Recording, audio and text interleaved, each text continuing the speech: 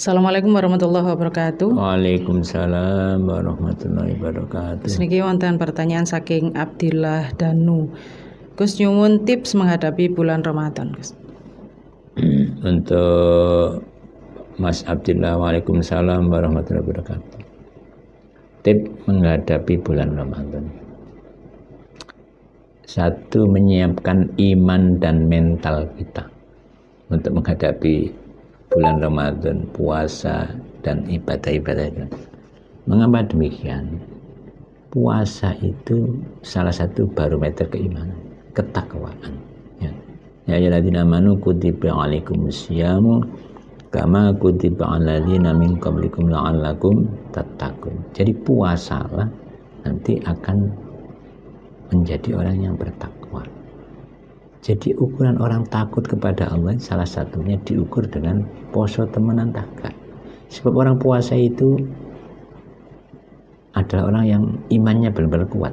Kalau nggak kuat itu nang jeding iso ngombe. Ya.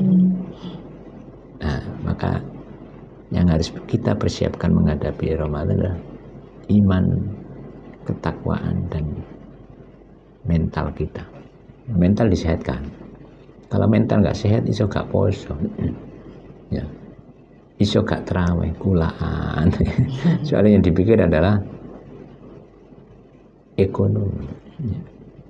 Kalau orang mentalnya sehat, berpikirnya adalah positif thinking. Orang kalau mentalnya nggak sehat, pikirannya negatif thinking. Ya. Nah, itulah persiapan. Jadi satu, persiapkan iman yang kuat, ketakwaan yang kuat, syukur-syukur, ekonomi yang kuat. Jadi orang itu wis nyelengi kanggo Ramadan wis dikurangi cari maisahnya, ekonominya. Kenapa? Wis nyelengi akeh. Cara menulis rekeningi kandel. Jadi Ramadan karek wis kerja didik-didik, gak ngoyo, sehingga bisa ibadah dengan tenang, puasa dengan tenang. Karena kerjanya gak berlebihan. Nah, jadi tadi persiapan, kuatkan iman, ketakwaan, kalau bisa kuat juga secara ekonomi. Dua, ya ilmu tentang puasa, ilmu tentang ibadah puasa harus dicari sebelum Ramadan. Ya. Apa ilmunya puasa? Ya, puasa yang benar adalah menjaga hal-hal yang membatalkan puasa. Jangan sampai menjalani. Jangan makan, jangan minum, dan jangan melakukan sesuatu yang membatalkan puasa. Udah kuping dan lain-lain. Ya. Serta yang membatalkan pahala puasa. Rasa-rasa, menggunjing. Ya. Itu membatalkan pahala puasa. Geger, tukaran. Pray Ramadan, tukaran. Ya. Karena Ramadan awwalu rahmatun. Ya. Wa awsatuhu maghfiratun wa akhiru itkum. Awalnya rahmat, tengah-tengahnya ampunan, akhirnya pembebasan dari api. Itu Ramadan. Jadi sangat disayangkan kalau Ramadan dosanya gak disembur. Maka ada hadis itu, Rasulullah ketika khutbah itu naik satu tangga mengucapkan amin. Tangga yang kedua, amin. Naik ke tangga yang ketiga, mengucapkan amin. Ya. Sahabat tanya, Rasul, kok tidak pernah saya mendengar panjenengan mengucapkan amin sampai 3 kali ketika naik ke mimbar? Ini tadi malaikat Jibril datang. Ya. Membuat pernyataan, Ba'uda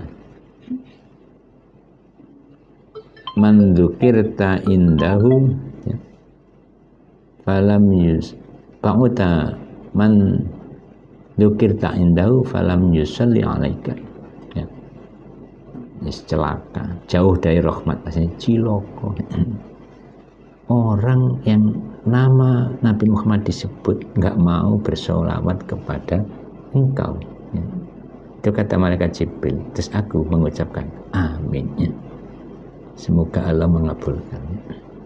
Nah, yang kedua Rasulnya, ba'uda man adraka ramadhana falam yughfar. Celaka, jauh dari rahmat Allah, orang yang sempat hidup di bulan Ramadan tapi tidak membuat dosanya diampuni karena malas ogah-ogahan beribadah, tidak mau minta ampun. Itu celaka sekali. Yang ketiga, Pauda man adraka abawai au akhadahuma al-kibar falam yudkhilahul jannah, ya. Celaka orang yang sempat hidupnya, ya, menemui orang tuanya, ya, masih hidup dalam keadaan tua renta, ya, lanjut usia. Dia sempat melihat orang tua, mengalami hidup dengan tua dalam keadaan sudah tua renta. Kok tidak membuat ia diampuni karena tidak berbakti pada orang tua, tidak membuat orang tua menyebabkan ia masuk surga, gak melebu swarga, itu celaka. Maka mumpung ada orang tua, berbaktilah, mintalah doa, insya Allah Anda masuk surga. Nah, itulah Ramadan juga sama, ya. Jadi makanya kita kuatkan puasa kita, jangan berbuat maksiat, puasa yang sebenarnya. Nomor dua, ya, ilmunya sholat malam, sholat taraweh, ya, sholat tahajud, ya. Rasulullah menganjurkan minta 4 hal ketika Ramadan, yaitu satu, minta kepada Allah akan diberi ridhonya. Nomor dua, minta surganya. Nomor tiga, minta agar dijauhkan dari murkanya. Yang keempat, minta dijauhkan dari nerakanya. Nah, itu dirangkum dan diringkes oleh ulama dengan ungkapan doa, nas'aluka ridhoka wal jannah wa na'udzubika min sakhatika. Aku meminta kepadamu ridhoka, ridhomu, wal jannah, dan surga, wa na'udzubika, dan berlindung denganmu, min sakhatika, dari murkamu, wan nari, dan api neraka. Itulah persiapan menghadapi Ramadan. Jangan lupa jaga kesehatan, ya, karena orang nggak sehat nggak bisa puasa, ya kalau bisa berbuka dengan kurma, kalau nggak bisa dengan air putih. Jangan lupa doa mustajab ketika akan berbuka puasa. Maka persiapkan doa sebanyak mungkin, perlu ditulis gitu. Sehingga kayak penjaluannya apa nek kate buka itu donga. Nah, ini pentingnya. Saya kira itu persiapan Ramadannya.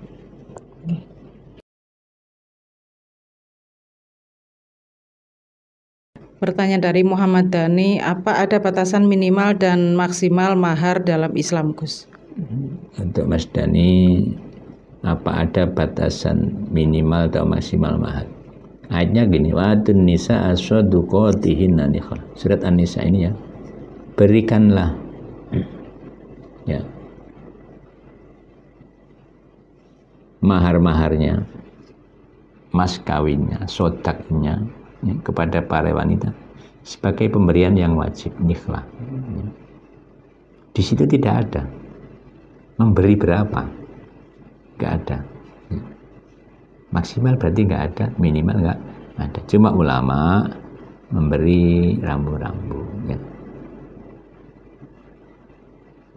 Kalau mahar itu berupa jasa, ya yang penting ada manfaatnya menurut agama. Baca Quran, seperti dalam hadis itu baca Quran, ya. Itu kalau berupa manfaat. Nomor dua, mahar kalau berupa ain, berupa benda, itu minimal mutamawwal, ya. Benda itu ada nilai jualnya, ono regone. Ojo krikil siji ke mahar, krikil rong truk itu oleh. Jadi batas minimal, ya, ada nilai uangnya. Ya, murah-murah untuk seumur hidup. Itu kan apa, ya, ada gengsinya, mahar kecil dan besar itu, ya. Maka ada pula seorang wanita ketika ditanya maharnya, wis terserah, kecil pun nggak apa-apa. Tapi kan pihak laki-laki, oh jangan, ini membawa gengsi. Apalagi Jakarta ditulis itu mahar. Kalau maharnya kecil, Nah, ini sarjana apa Quran kok mahar 10.000, itu gengsinya turun. Maka harus dibesarkan ya. Nah, itulah mahar. Jadi hakikatnya tidak ada batas maksimal, juga tidak ada batas minimal, tapi ulama memberi rambu-rambu mutamawal, ada nilai uangnya yang pantas lah. Jadi antara mahar yang berupa manfaat, jasa atau benda, itu ukurannya seperti itu. Silakan ya, kira-kira menurut pandangan masyarakat situ yang pantas untuk sarjana berapa, untuk tamat SMA berapa, untuk bangsawan berapa, itu diserahkan pada uruf pandangan masyarakat setempat. Kira-kira pantas sampai sebagai laki-laki, pantas nggak ngasih wanita yang rela menyerahkan segala-galanya dikasih mahar yang murah? Itu kayaknya kok nggak imbang sama sekali. Jadi mahar itu bukan alat tukar ya. Itu sebagai pemberian yang wajib ya. Kalau dianggap sebagai alat tukar itu sangat sedikit nilainya kalau cuma 1 juta. Wanita bayangkan seumur hidup, baby sister aja bayarnya sebulan nggak boleh 1 juta, ini seumur hidup dibayar 1 juta. Jadi makanya itu bukan alat tukar mahar itu, karena menjalankan ibadah yaitu kewajiban Allah, disuruh ngasih yang ngasih. Jangan dilihat besar kecilnya, tapi lihatlah ketulusan dalam memberi, niat baik dalam memberi awal daripada suami memuliakan istri itu memberi mahar. Saya kira itu.